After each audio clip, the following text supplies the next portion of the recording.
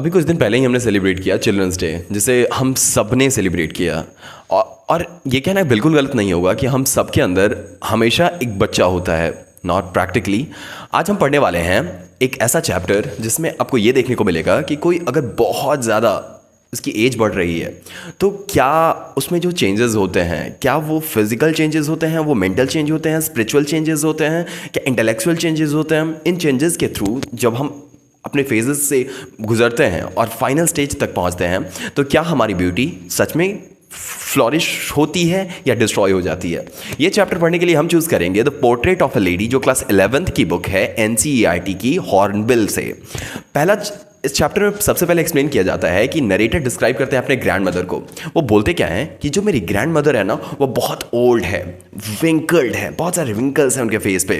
वो ऐसा होता है कि मैंने जब से अपना होश संभाला है, जब से मैंने अपना कॉन्शियसनेस पाया है, जब से मैंने समझने की समझ ग्रो की है, तब से मैंने उनको ऐसे ही देखा है कि जैसे वो बहुत ओल्ड हैं, वो उनके फेस पे रिंकल्स हैं और वो ऐसी दिखती हैं मेरी ग्रैंड माँ। अब कंप्लीटली टाइमलेस, ऐसा लग रहा है कि वो और बूढ़ी हो ही नहीं सकती, वो अपने फाइनल स्टेज पे हैं और इससे ज़्यादा बूढ़ा कोई नहीं हो सकता। ऑथर को ऐसा लगता है और ऑथर ने ये भी बताया कि कोई अगर मुझे ऐसा बताए कि वो कभी यंग हुआ करती थी तो मैं बिलीव ही नहीं करूंगा। जैसे अगर आप अपने बचपन की कभी फोटो देखते होगे तो एक टाइम के लिए बिलीव ही नहीं होता होगा कि ये मैं था। फॉर एग्जांपल, अगर आपने बचपन में कोई वीडियो रिकॉर्ड की या फिर कोई क्रिंज सा काम किया और आपने आपको रिकॉल करो कि आपने वो एक्शंस किए थे बीइंग कॉन्शियस, तो आपको ये बिलीव ही नहीं होगा that it was I would did it.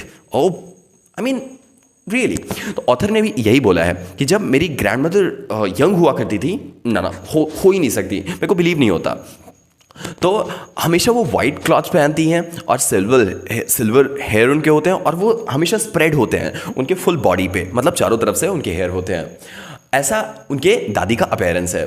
अब उनके दादी और हमारे ऑथर, दादी और ऑथर के बीच में जो रिलेशनशिप है वो कुछ ऐसा है कि रिलेशनशिप स्टार्ट होता है जब वो दोनों अपने विलेज में रहा करते थे। अब due to some reasons narrator और हमारे ग्रैंड माँ को आना पड़ा सिटी।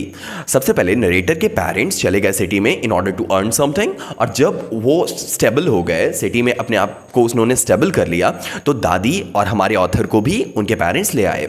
अब जब वो दोनों वापस सिटी में आ गए तो ग्रैंड मदर अभी टेक केयर कर रही थी अभी नरेटर का, जब वो विलेज में रहा करती थी। अब वो दोनों सिटी आ चुके हैं।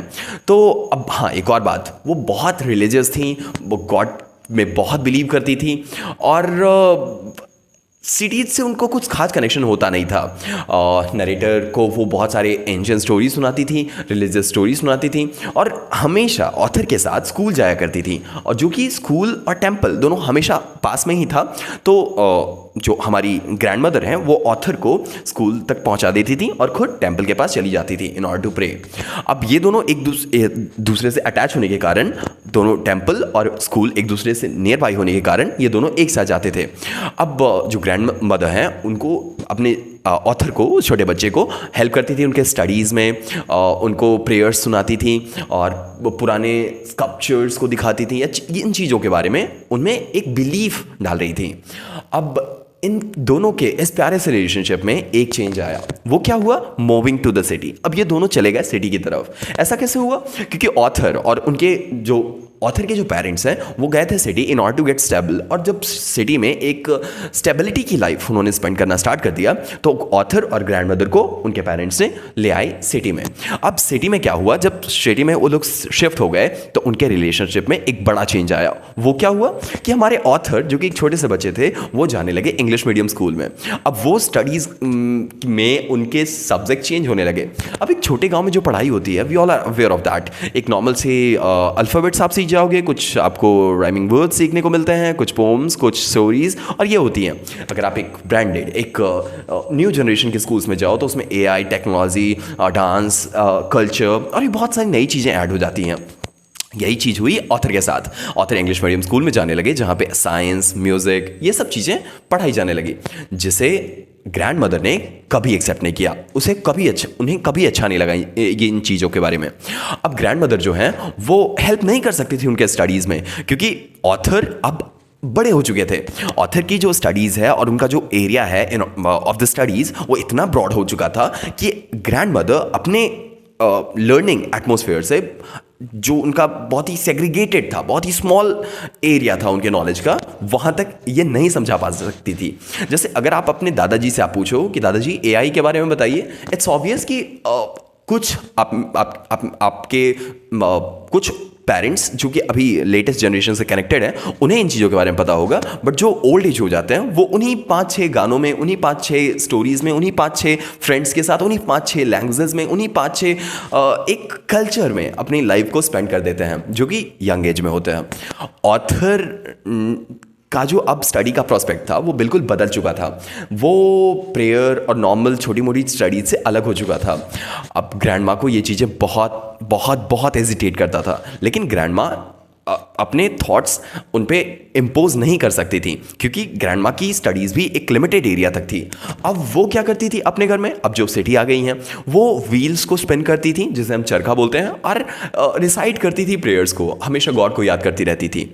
अब तो ग्रैंड माँ ने उसे स्कूल तक पहुंचाने से भी मना कर दिया क्योंकि अब स्कूल बसेस आने लगे थे और एक लेटेस्ट कल्चर, एक नए एक ब्रॉडर, एक वास्ट चेंज ऑब्जर्व किया गया इन दोनों के रिलेशनशिप में। अब ग्रैंड मदर ने डिसअप्रूवल दिखाया कितनी बार कि म्यूज़िक जेंटल फॉक्स के लिए नहीं होता। जेंटल फॉक मतलब अच्छे और अच्छे घर से आने वाले लोग। नहीं, हम लोग म्यूज़िक नहीं गाते और हमें ये बिल्कुल पसंद नहीं है, लेकिन इसका कुछ असर नहीं हुआ। अब क्या हुआ, ये सेपरेशन और लगातार बढ़ते गया। हुआ क्या, हायर स्टडीज़ के लिए अब ऑथर को यूनिवर्सिटी जाना पड़ा। अब ऑथर के पास अपना रूम था और इन दोनों के बीच डिस्टेंस और बढ़ गया। आपको अच्छी तरह से पता है कि हम अपने पेरेंट्स से ज़्यादा ग्रैंड पेरेंट्स से अटैच्ड होते हैं। जब भी हमें पेरेंट्स पीट रहे होते हैं, हमें कभी पनिश कर रहे होते हैं, तो ये हमारे ग्रैंड पेरेंट्स होते हैं जो हमें इन सिचुएशंस से बचाते हैं। वो हमारे पेरेंट्स को याद दिलाते हैं that you were in the same condition in your childhood और हमने तुम्हें नहीं मारा, याद करो, और इस तरह से हमें बचाया जाता है। ऑथर को अपने ग्रैंड मदर से बहुत कनेक्शन था, एक बहुत अच्छा बॉन्ड था, लेकिन ये बॉन्ड धीरे धीरे सेपरेट हो रहा है। अब ऑथर के पास अपना रूम था और इस रूम ने इन दोनों के डिस्टेंस को और बढ़ा दिया। अब फिजिकल और इमोशनल सेपरेशन, फिजिकल सेपरेशन, वो गले नहीं लग सकते, हाथ पकड़ के घूम नहीं सकते, लेकिन इन सेपरेशंस के बावजूद अभी भी एक अफेक्शन इन दोनों के बीच था और जो उन रूटीन्स में चलता रहा। ग्रैंड मदर ने कई बार रिएक्शन दिखाया जब ऑथर ने बोला कि वो अब्रॉड जा रहे हैं out of India in order to complete pursue his higher qualifications.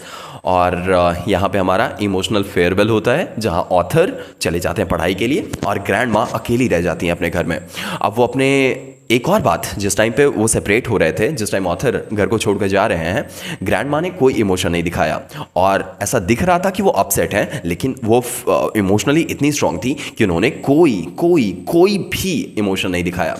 और हाँ, जब वो वापस आया, हमारे ऑथर का जब अराइवल हुआ, एक और बात, जिस टाइम पे ऑथर घर को छोड़कर जा रहे थे, उन्होंने दादी माँ को बहुत ध्यान से देखा था। उनके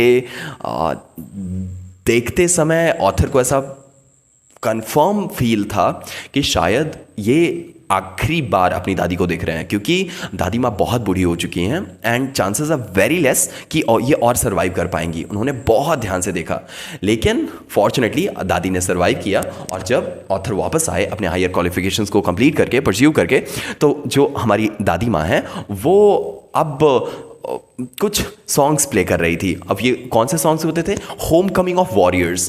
पहले के टाइम पे जब भी वॉर हुआ करता था तो हमारे जो सोल्जर्स हैं वो फाइट के लिए जाते थे, और जिस टाइम वे फाइट से वापस आते थे तो उनको वेलकम करने के लिए जो पुराने लोग हैं वो सॉन्ग्स गाते थे, home coming of warriors, home coming of warriors, ये गाते थे। दादी ने बिल्कुल वही किया और इतने एनर्जी के साथ किया कि दादी बहुत बीमार हो गई। उन्होंने वेलकम किया, एक वार्मथ दिखाई, लेकिन हाँ, उन्होंने कोई ओवर इमोशन नहीं दिखाई। और उसके बाद अपने सारे प्रेयर्स को वो भूल गई और सिर्फ होम कमिंग ऑफ वॉरियर्स गाती रही और स्पिनिंग व्हील को लेके। अब यहाँ पे क्या होता है कि पहली बार दादी बहुत बहुत बहुत बीमार हो चुकी थी। लोगों ने समझाया कि आप इतना ज़्यादा इस पे कॉन्सेंट्रेट मत करो, आप अपने रूटीन को मत छोड़ो, आप प्रेयर्स कर लो, आप एटलीस्ट इतने देर तक इसे मत प्ले करो। लेकिन ये लगातार उनके ग्रैंड डॉटर ग्रैंडसन के अराइवल की खुशी में इतने देर तक गाना बजाना किया कि वो बहुत बीमार हो गई। और ऐसा हुआ कि वो बेड पे सोई हुई थी और उन्हें पता था कि अब उनकी डेथ होने वाली है। उनको ऐसा फील हो चुका था that she will not survive more than few more minutes. वो जल्दी से प्रेयर के लिए स्टार्ट हो गई, अपना प्रेयर उन्होंने रिज्यूम किया और उसके बाद she was almost near to her end. और ऐसा डेथ के बाद जैसा दिखा, क्योंकि दादी जब ये प्ले किया करती थी तो बहुत सारे स्पैरोज़ आते थे, दादी उन्हें फीड करती थी। जब उनकी डेथ होती है तो सारे स्पैरोज़ फिर आते हैं। और हाँ, जब दादी की डेड बॉडी वहाँ पड़ी हुई है तो वो सारे स्पैरोज़ आसपास घेरे हुए हैं। लेकिन सबसे बड़ी पॉइंट तो ये है कि एक भी स्पैरो का आवाज़ नहीं आ रहा। पहले जब वो दादी दानी छिड़कती थी, then all of them were like shouting, howling in order to get the food. लेकिन इस समय जब दादी की डेथ हो चुकी है, सारे स्पैरोज़ घेर के उसे बैठे हुए हैं।